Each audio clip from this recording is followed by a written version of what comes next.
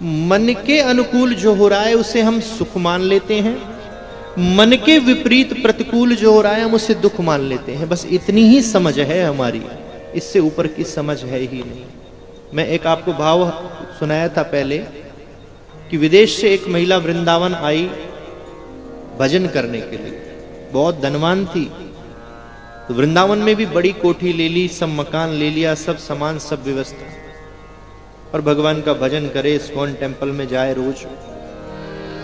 काफी समय बीता, कुछ चोर आ गए रात को, खटपट सुनाई पड़ी, छुपकर खिड़की से देखा तो चोर जो है वो सामान चुरा कर ले जा रहे हैं, कीमती सामान घर का, टीवी ले जा रहे हैं, फ्रिज ले जा रहे हैं, और सब ले जा रहे हैं, सोना चांदी पैसे।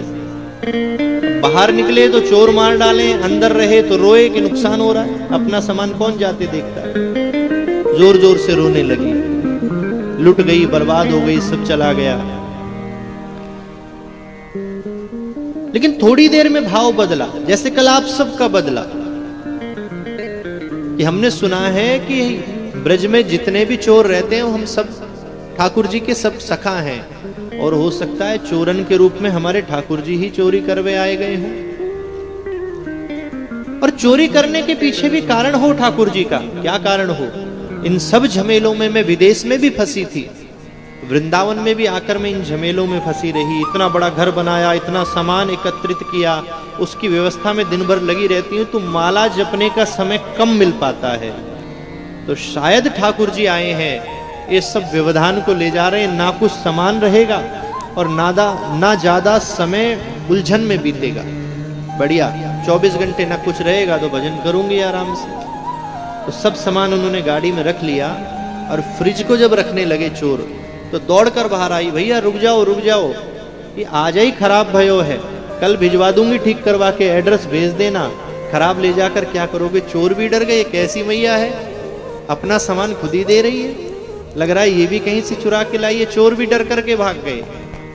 तो सुख और दुख हमने माना है कि मन के अनुसार सब चल रहा है तो बहुत अच्छा है, मन के विपरीत अगर चलने लगा तो बहुत बुरा है, चाहे उसमें हमारा कितना भी बड़ा हित छिपा हो।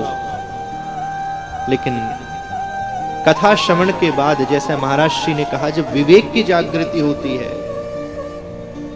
तो बड़े से बड़े दुख में भी व्यक्ति अपने विवेक का उपयोग करके सुख ढूंढ लेता है, और जब तक खाली बुद्धि लगाता है तब तक उसे सुख में भी दुख नजर आता है। तो एक ही लक्ष्य हो कथा श्रवण का कि सप्त दिवस में हमें ठाकुर जी के योग्य बनना है। सत्संग की महिमा मैंने आपको बताई कि सिर्फ प्रवचन सुनना ही सत्संग नहीं है, आपका बैठना भी सत्संग है, आपका उठना भी सत्संग है, आपका बोलना भी सत्संग है। आप कितना बोलते हैं, आप आहार क्या पाते हैं, यह भी सत्संग है, आप वस्त्र कैसे पहनते हैं, यह भी सत्संग है। आपके वस्त्र से ही पता चल जाता है कि आप वैष्णव हैं या संसारी हैं। प्रत्येक जीवन का क्षण, प्रत्येक आचरण हमारा सत्संग बन जाए, सद व्यक्तियों का संग मिले, यही कथा का हमें लक्ष्य रखना चाहिए।